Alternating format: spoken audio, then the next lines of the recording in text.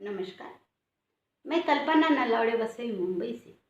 सबसे पहले आप सभी को अंतर्राष्ट्रीय योगा डे की बहुत बहुत सारी शुभकामनाएं। योगा डे 21 जून को ही क्यों मनाया जाता है, इसके बारे में भी सभी को जानकारी चाहिए।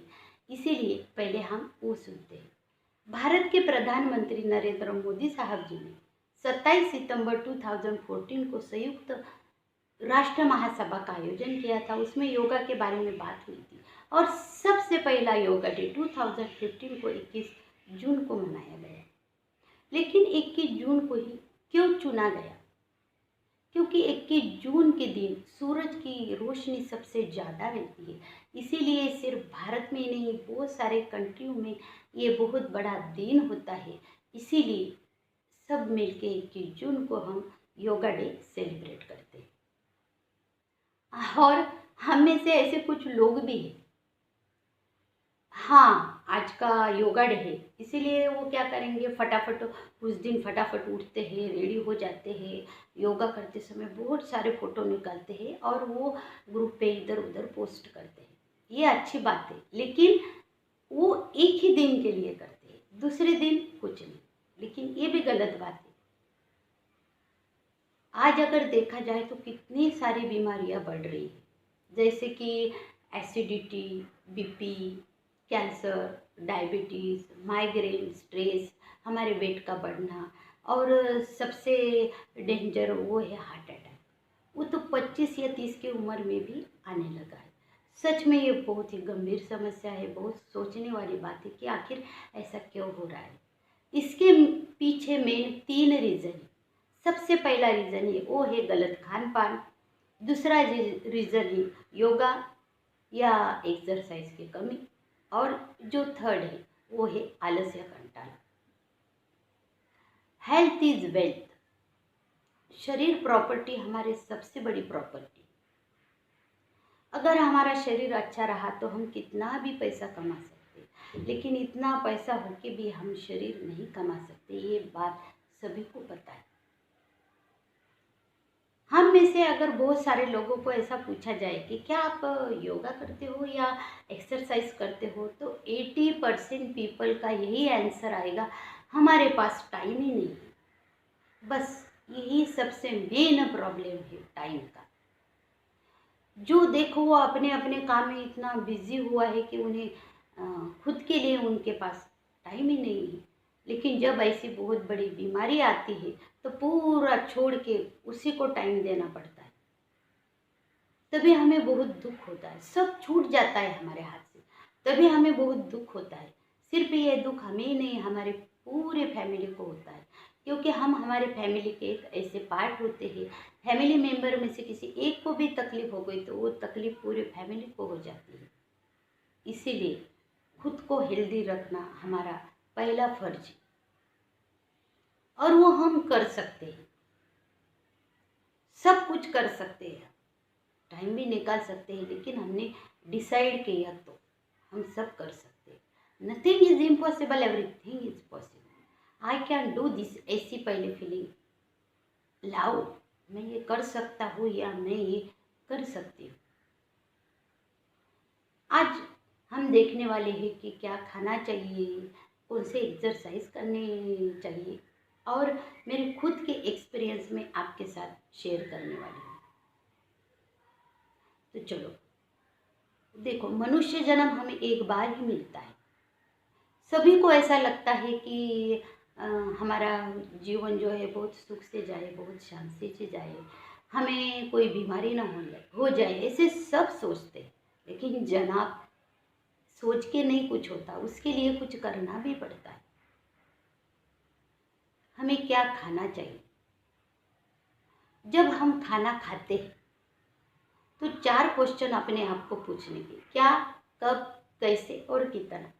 क्या मतलब हमारे प्लेट में क्या है, हमारे प्लेट में, हमारे पेट में वो क्या जाने वाला है, उससे हमारे बॉडी को क्या मिलने वाला है। दूसरा है कब। कब मतलब हम टाइम पे खा रहे हैं या कौन से भी टाइम पे खाए जा रहे हैं। एसिडिटी का मेन वही कारण है कि हम कौन से भी टाइम पे खाना खाते हैं। अगर आप खाना खाते हो तो ऐसा टाइम डिसाइड करो कि ये टाइम पे ही मुझे खाना खाने का है। जो थर्ड बात है, कैसे कैसे मतलब हम टीवी देख के खा रहे हैं या मोबाइल पे बात करते हुए खा रहे हैं, ये ज़रूरी। और जो फोर्थ है वो है कितना, कितना मतलब अगर हम टीवी देखते हुए खाते हैं, हमें खाने की रहती है 1.5 रोटी, हम खा लेते हैं 2 रोटी। ऐसा क्यों होता है? क्योंकि हमारा खाने की तरफ ध्यान ही नहीं रहता, पूरा ध्यान हमारा वो टीवी की तरफ होता है। सब बहुत सारे लोग ऐसे ही खाते हैं, लेकिन ये बात गलत बात है। खाने में क्या खाना चाहिए? देखो, खाना सब लोग खाते हैं, लेकिन दिन में कितनी बार खाना चाहिए और कितना खाना चाहिए। दिन में अगर सच में आपको हेल्दी रहने का है तो दिन में 2 बार ही खाना चाहिए।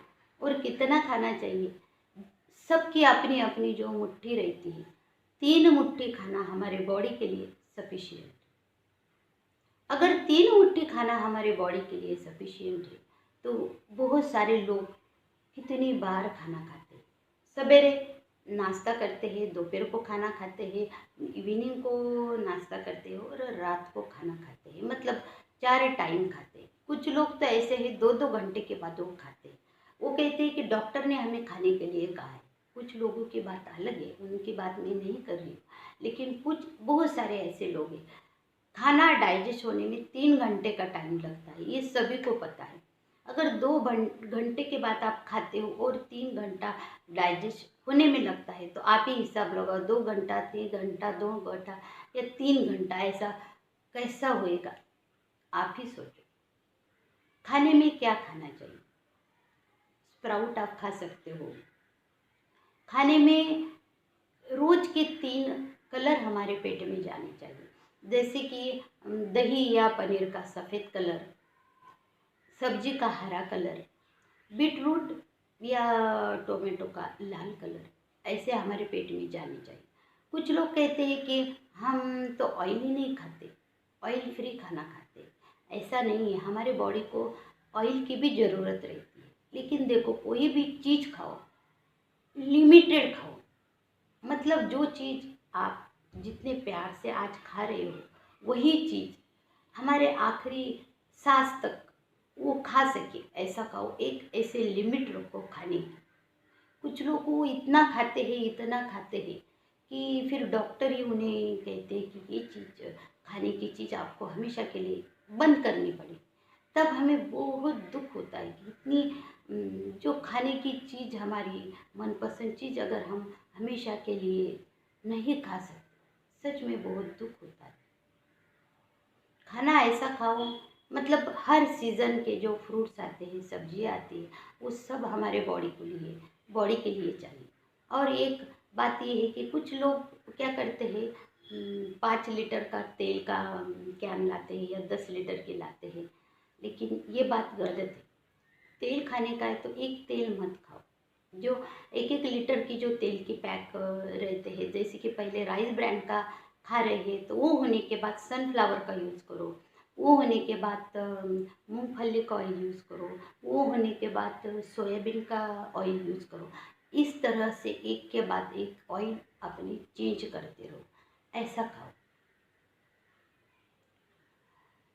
कुछ ऐसी चीज़ें हैं, मतलब जैसे करेला है, ब्रोकोली है, आंवला है, ड्रम बीन्स है, गवार है, इनमें टेस्ट नहीं रहती, लेकिन गुणों का भंडार है।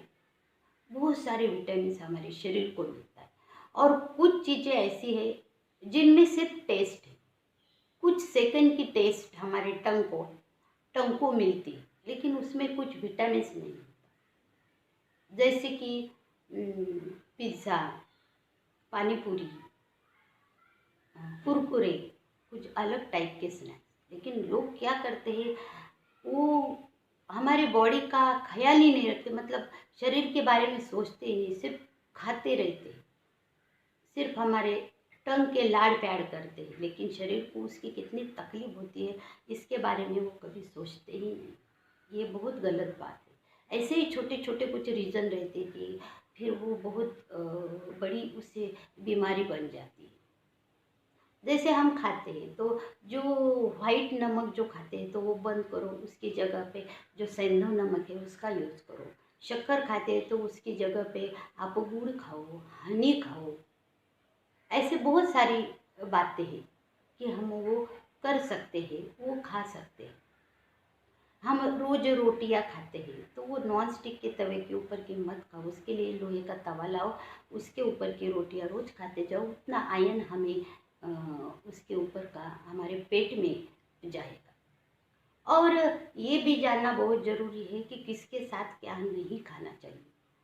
मतलब जैसे हम फिश खा रहे हैं तो उसके साथ मिल्क नहीं खाना चाहिए। अगर मिल्क खा रहे हैं तो उसमें शुगर, उसमें सॉरी, उसमें नमक नहीं लेना चाहिए।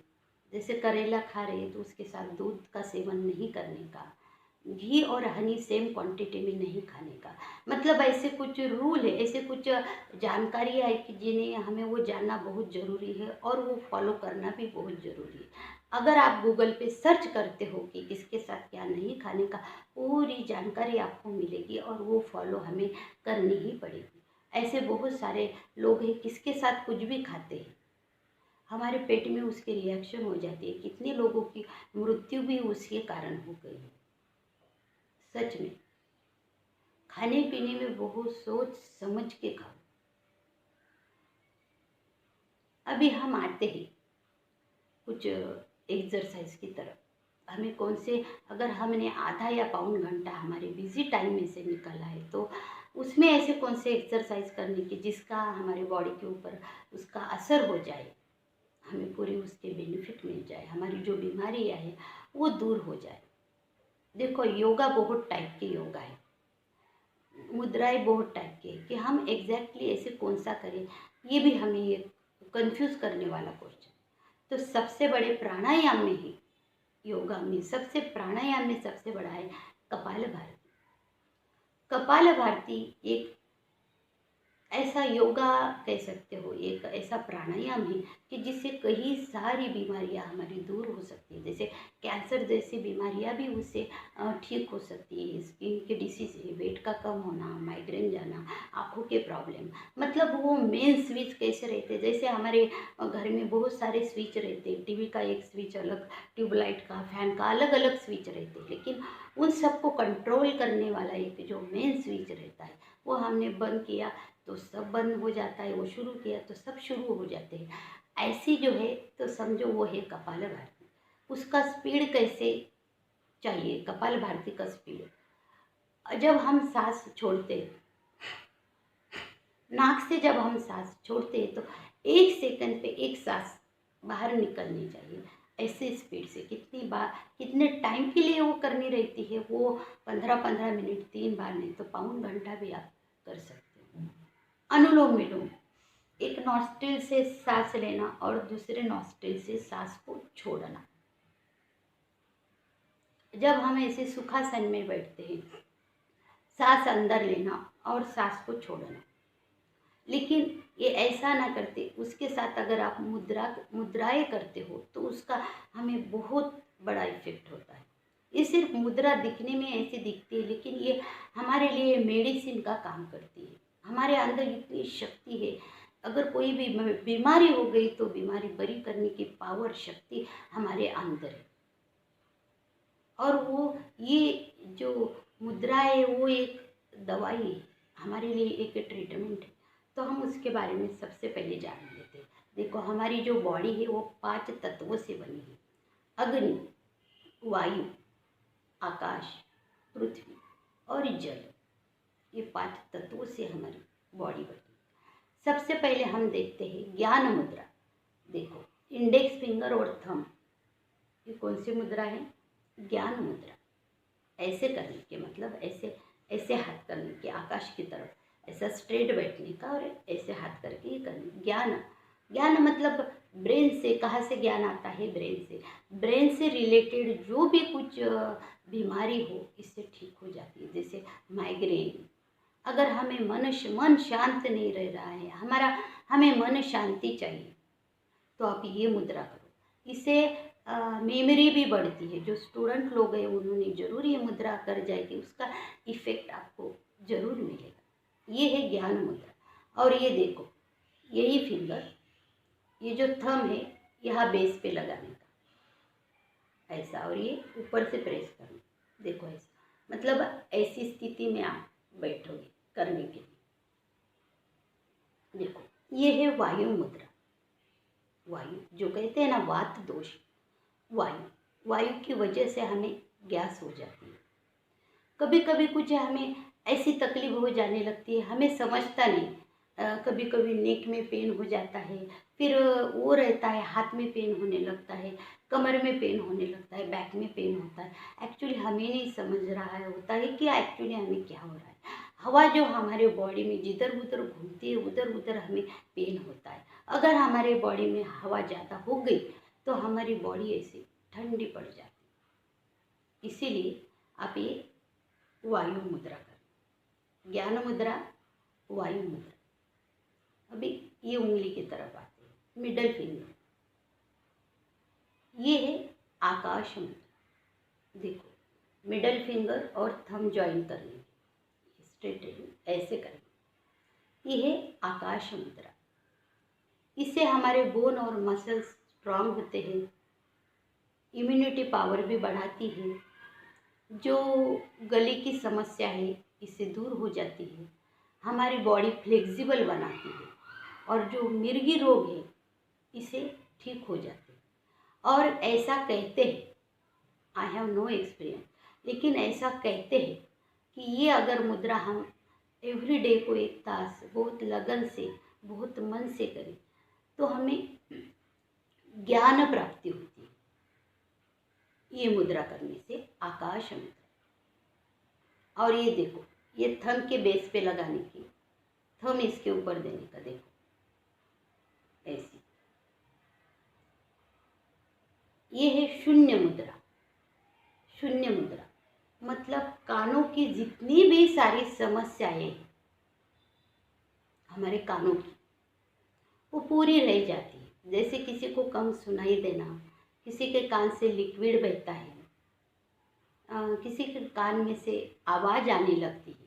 वो आवाज़ क्यों आती है? क्योंकि हमारे कान में लिक्विड रहता है, वो लिक्विड अगर सूख गया तो अलग अलग मतलब हमें आवाज़ आने लगती है। तो ये अगर मुद्रा करते हो कान के, इसके लिए ये बहुत बेस्ट मुद्रा है।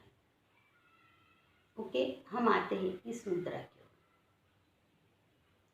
ये है पृथ्वी मुद्रा। कौन सी मुद्रा है? पृथ्वी मुद्रा। अगर कोई बहुत ऐसे दुबले पतले लोग होते हैं जिन्हें अपना वेट बढ़ाने का रहता है तो ये मुद्रा कर सकते हो। देखो थंब के ऊपर रिंग फिंगर रखने का, पृथ्वी मुद्रा। हमारा वेट इससे बढ़ने लगता है। आरबीसी डब्ल्यूबीसी का अगर कुछ प्रॉब्लम है तो ये भी इससे ठीक हो जाता है। प्लेटलेट्स अगर कम हो गई तो ये मुद्रा करनी, वेट बढ़ाने के लिए ये मुद्रा।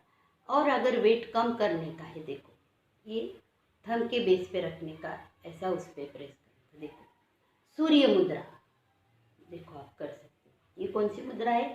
सूर्य मुद्रा। जो ज़्यादा फैट लोग हैं, जिन्हें अपना वेट कम करने का है, वो ये मुद्रा कर सकते हैं।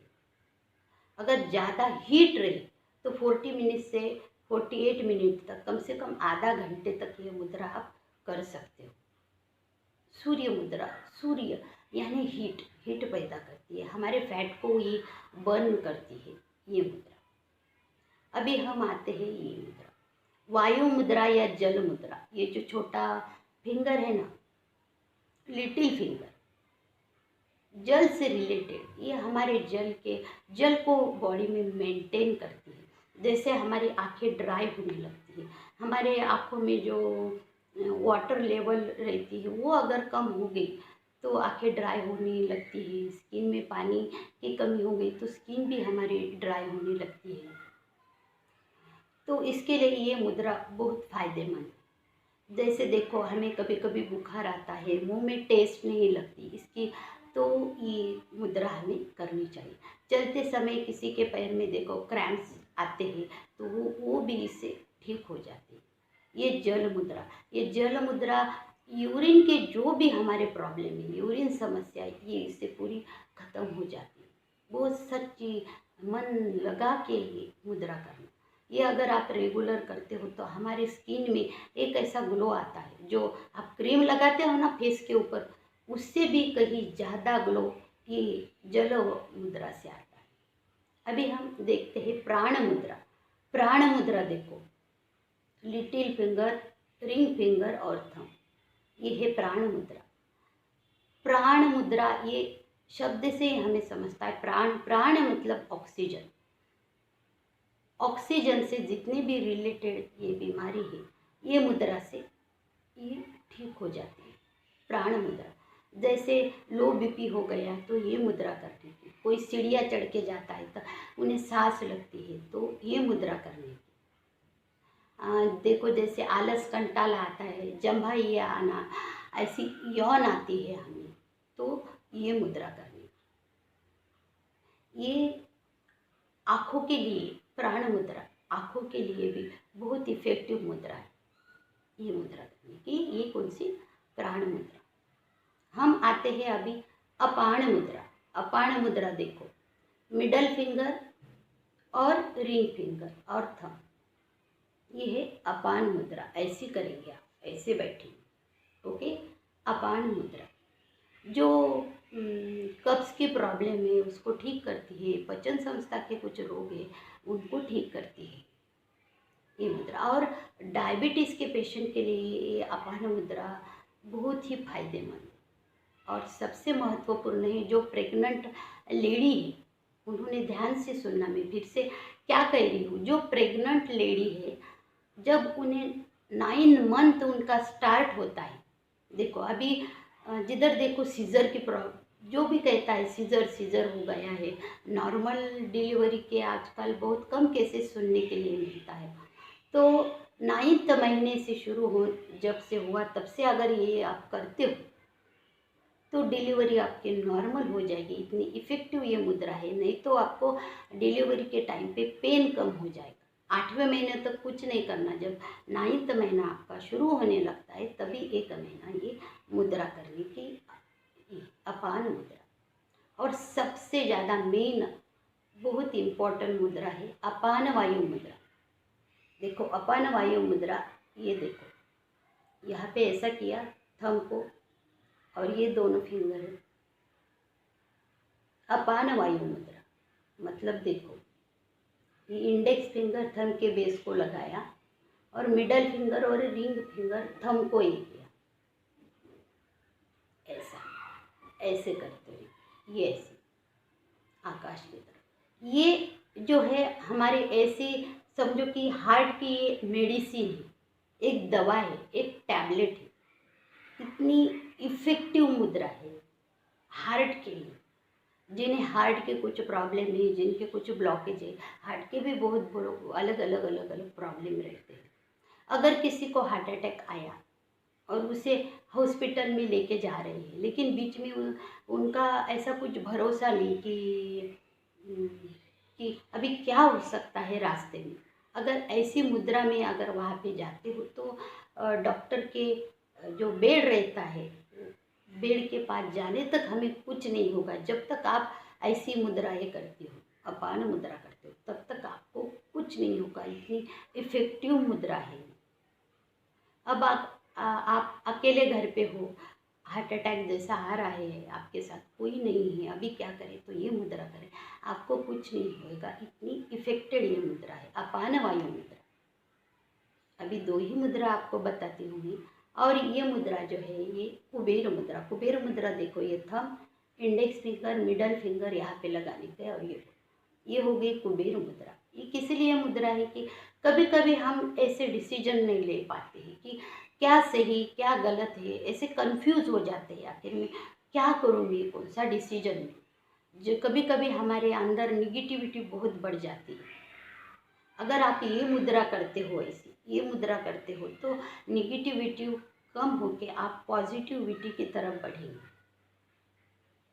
इतनी इस मुद्रा में पावर है, कुबेर मुद्रा।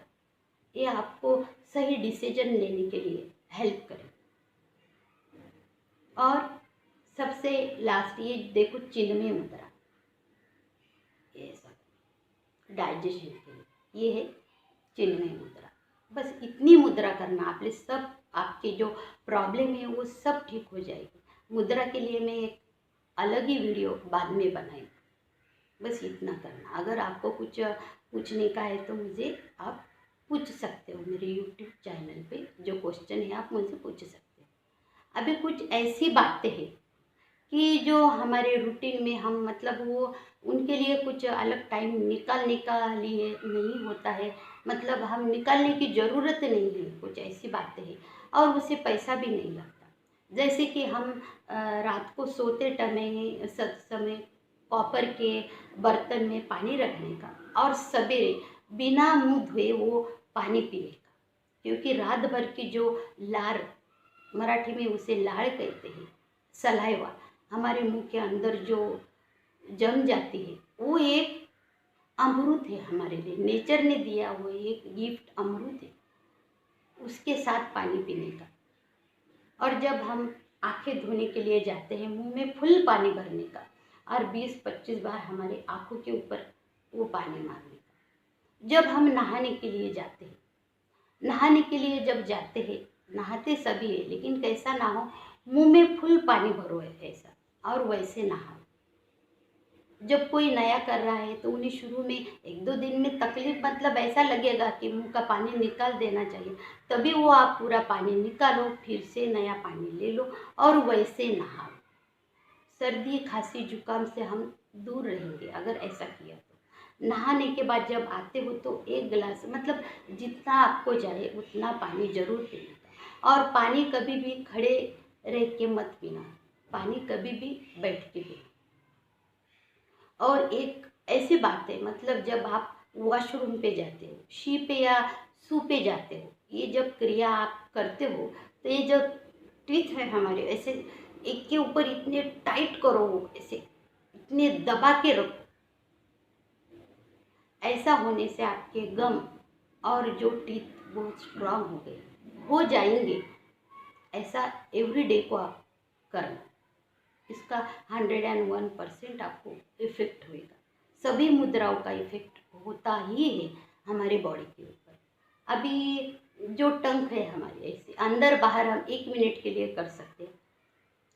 1 मिनट के लिए करना, इसके लिए कुछ पैसा नहीं लगता, कुछ नहीं, टाइम भी नहीं कुछ अलग निकालना पड़ता है।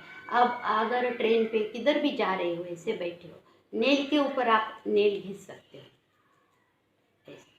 1-2 मिनट तो आप कर ही सकते हो, टाइम निकालने की ज़रूरत नहीं।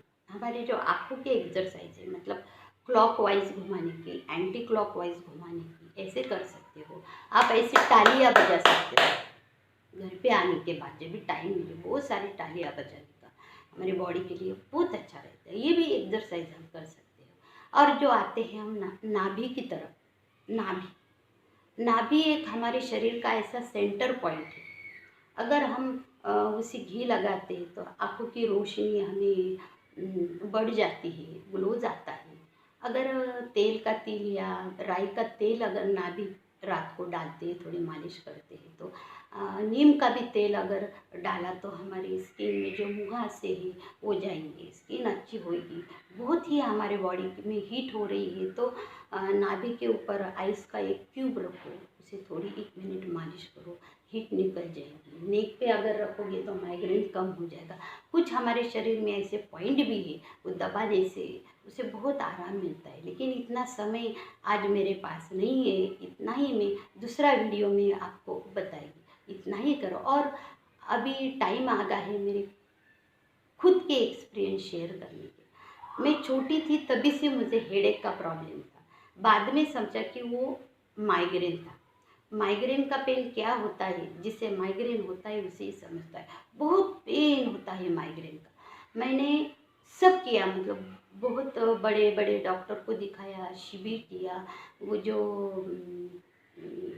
सिटी स्कैन किया, केरला ट्रीटमेंट रही थी, वो सब कुछ किया, लेकिन फिर भी मेरा माइग्रेन नहीं गया। फिर मैंने बहुत अंदर के मन से मैंने फीलिंग की कि नहीं, मुझे मेरा माइग्रेन मुझे ठीक ही करने का है। फिर मैंने योगा का सहारा लिया, योगा किया मैंने। योगा के माध्यम से मेरा माइग्रेन पूरा जड़ से ख़त्म हो गया। सिर्फ बहुत लगन से योगा किया। और मुझे चश्मा था, चश्मा मतलब प्लस नंबर का मुझे चश्मा लगा था। वो आधा मिनट भी मैं चश्मे के बगैर में नहीं रह सकती थी, मेरा चश्मा भी गया। और सबसे बड़ी बात, मैंने मेरा वेट 17.5 किलो कम किया है। वो चश्मे के वेट के वो प्रूफ भी मेरे पास है। मतलब इतनी पावर है, इतनी शक्ति है योगा में। अगर हम जो डिसाइड करते हैं वो सब होता है। सब हमारे अंदर के मन से होनी चाहिए। जो भी आप कुछ करते हो अंदर से, अंदर के मन को जागरूक करो। इतनी शक्ति है हमारे पास में। सब हमारे प्रॉब्लम का सॉल्यूशन हमारे पास में ही। और मैं एक बात कहना चाहती हूँ, जो लेडीज़ लोग रहते हैं वो क्या करती है, फैमिली के पूरे मेंबर की तरफ ध्यान देती है लेकिन अपनी तरफ ध्यान ही नहीं देती। ऐसा बिल्कुल भी नहीं। आप एक फैमिली के एक मेन हो, पूरी फैमिली आपके ऊपर डिपेंड है, तो आपको अपनी केयर करनी ही चाहिए। और उन्हीं ने सब ने अपने आप की केयर करनी चाहिए। ये हमारा पहला कर्तव्य है। कल करे सो आज, आज करे सो अभी, अभी करे सो स्टार्ट। कैसा लगा मेरा ये वीडियो? अगर मेरा ये वीडियो आपको अच्छा लगा तो लाइक करना, कमेंट्स करना और शेयर करना। और मुझे एक बात कहनी थी, सच में सीरियसली होके मैं आपसे बात कर रही हूँ। क्या आपने डिसाइड किया कि आज से मैं आधा पौन घंटा मेरे खुद के लिए निकालूंगा और मैं हेल्दी लाइफ जीऊँगा? इसीलिए आप अच्छा खाओ, अच्छा सोचो, कुछ एक्सरसाइज करो, योगा करो। फिर से आप सभी को अंतर्राष्ट्रीय योगा डे की बहुत सारी शुभकामनाएं। तो फिर कर रहे हो ना स्टार्ट? कल करे सो आज, आज करे सो अभी, अभी करे सो स्टार्ट। आप जो योगा करते हो उसके लिए मेरी तरफ से आपको ऑल द बेस्ट।